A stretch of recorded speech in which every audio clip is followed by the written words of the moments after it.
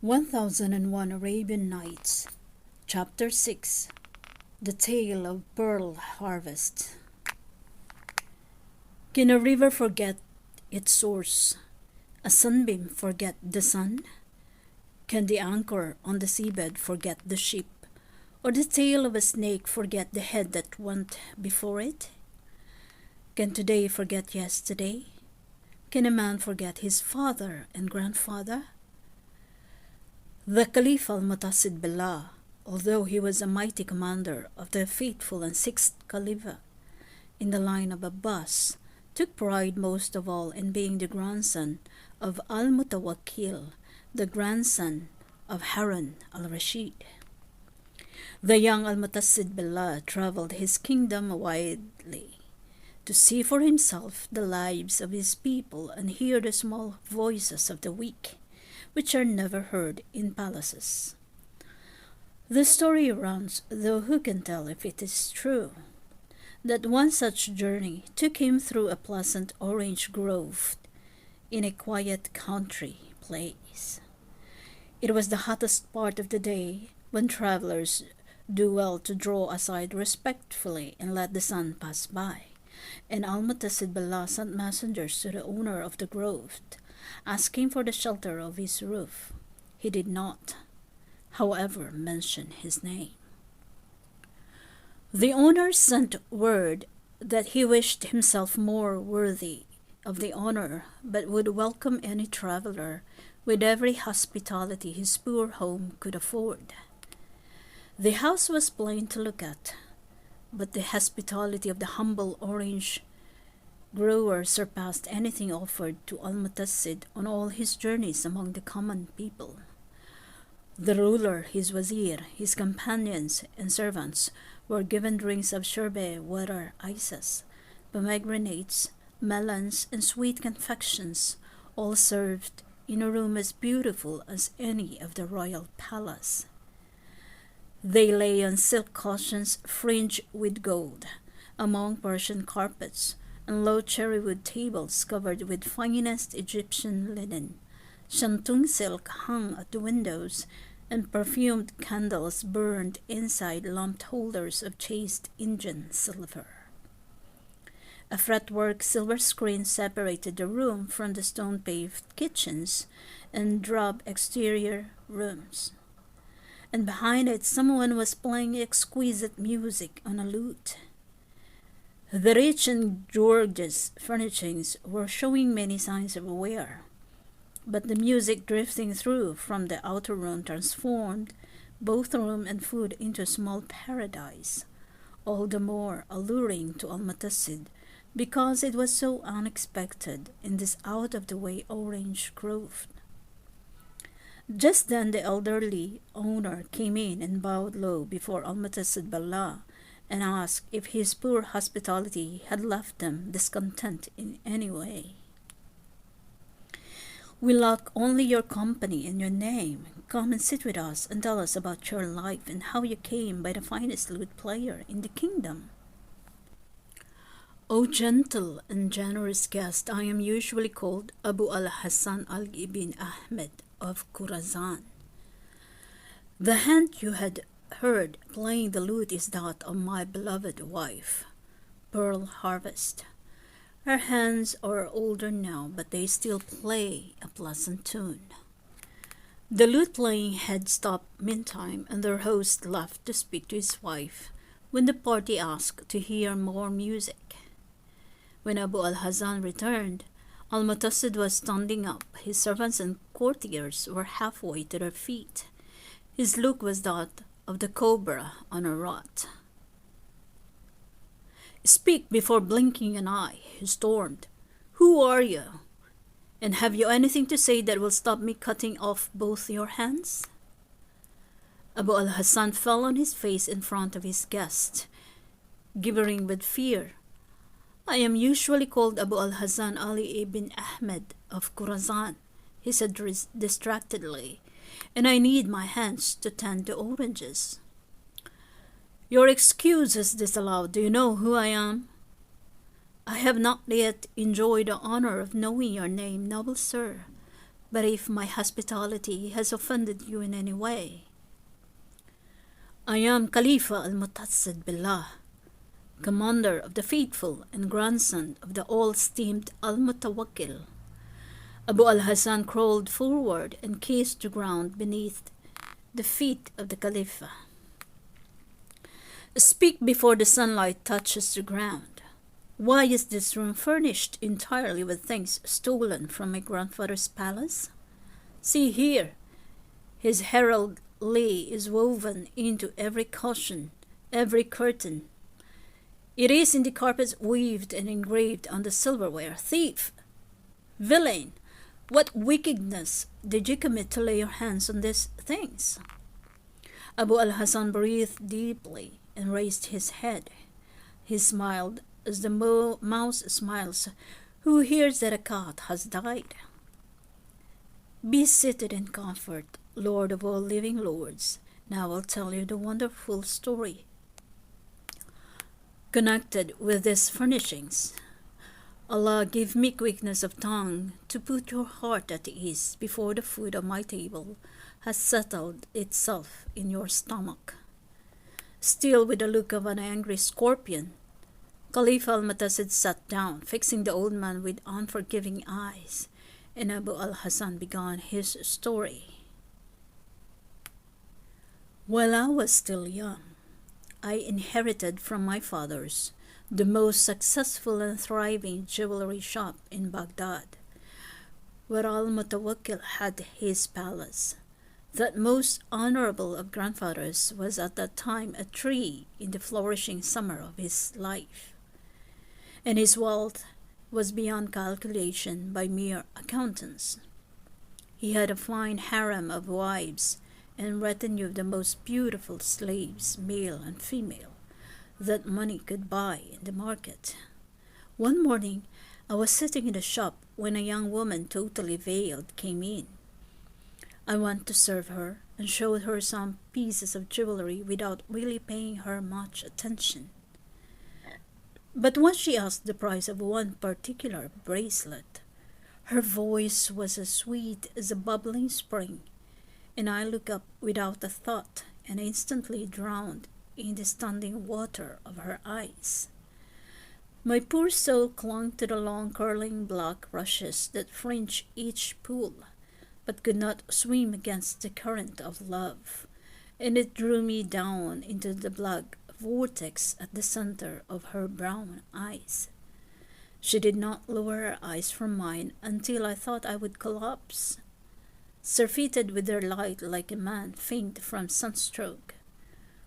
Through the muslin veil, I could see that her mouth was like a small red flower filled with white hail. "Give me this bracelet," she said, without breaking the spell. "Take it," I murmured, "as a gift from one who has earned his living from beautiful jewels but never seen beauty before today."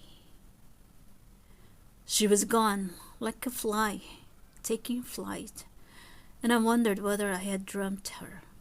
But the shop itself seemed to be holding its breath, and indeed the bracelet had gone unpaid for. The same thing happened the next day, although the rim of her mask seemed a little lower, and a hairline of pearl black hair framed those miraculous Babylonian eyes. Believe me, I cast my heart onto the waters of those eyes, and there it floated and there it sunk. When she left the shop, my heart went with her. I had also given her outright every ruby and emerald in my shop. "Take them," I had said, "from one who has lived too long if tomorrow holds no sight of you." The very same thing happened the next day, and when she came in, my shop seemed 2 windows lighter, and my own face called to me from the reflecting pools of her eyes. "Take this as a gift from one who will die of thirst if he does not drink again at the watering place of your eyes," I said, pressing on her all the diamonds and pearls in my shop. As she leaned forward to take them, the veil fell away from her face altogether, and I cried out as the sharpness of her beauty run me through. I was lost under folds of love as a man is lost under the folds of a fallen tent. I locked up my shop and followed the lady all the way to the gates of the great palace. Fear should have barred my way, but without thinking of the consequences, I found a small window in the palace wall and climbed in through it, feet first. Feeling about with one foot for a ledge or chair, a small pair of hands take my foot and placed it on a wooden stool, and as I climbed down, an angelic little page boy took my hand to steady me. Looking me up and down, he said, "You must be Abu al-Hazan Ali bin Ahmed of Khorasan. Couldn't you have come any sooner?" "What do you mean, pretty child? I don't even know why I came or what I intend to do." "I followed the lady here. She dragged my heart behind her as a ship drags its anchor in a storm. But how shall I find her among all the harem and slaves of Khalifa al-Mutawakkil? And what shall I do if I find her?" "Please, please," the small boy interrupted me. "Do stop your quacking. The lady in question is Pearl Harvest, the Khalifa's lute player. His room is on the third level of the eastern wing at the end of the fourth corridor. What you do when you find her is entirely your own concern. But she has been wearing our car ears thin with descriptions of your face, your hair, your arms, your eyes, and so on and so on. In short, sir, abandon hope. She has made up her mind to have you." "Abandon hope? If I cannot marry Pearl Harvest of the Babylonian eyes, I shall throw myself off the highest tower of the palace and never be thought of again." "Quack, quack, there you go again. If you only wish to die for love, it is easy in the palace of Al-Mutawakkil, where every door is guarded by Utopian wrestlers. But if you wish to live long enough to see Pearl Harvest again, you will need to undertake certain risk. You will, of course, be killed instantly if the Caliph al-Mutawakkil finds you in the women's quarters of his palace." On the instructions of my beloved Pearl Harvest, the boy had laid everything ready. He brought me one of the Khalifa's own robes, a hooded kaftan in which I disguised myself. Every evening, the boy said, the Khalifa tours the women's quarters and enjoys the sight of their faces, for he only of all men has the right to see them unveiled. They are his property. And is he not mad for love of Pearl Harvest when he sees her face daily? I asked, sick with jealousy. Allah enlighten you, sir. Among the women of the palace, Pearl Harvest is a buffalo among horses. She is not even one of the wives in his harem. She is just the lute player. The Khalifa is nose deep in love with his new wife, the lady sweet friend of Kurdistan. If he found you with Pearl Harvest, sir, Al-Mutawakkil would kill you more for stealing her music than her beauty. But hurry now. You must begin your tour of the women's quarters before the Khalifa begin his. And we, the friends of Pearl Harvest, cannot spend another day listening to her glowing descriptions of your eyebrows, sir. Go to her now, and live or die as Allah wills it. In the gorgeous palace of Al-Mutawakkil there were many hundreds of doors. The page boy explained that as the Khalifa passed each door at night, he would place a grain of musk in a saucer by the door. He gave me a bag of musk seeds and told me to do the self-same thing. Patrolling the corridors at a slow and stately pace, and remembering to place a grain of musk in every saucer so that the guards would not suspect that I was an impostor. Every corridor seemed as long as the road from Ain Sephra to Neme, and every staircase as long as the Nile.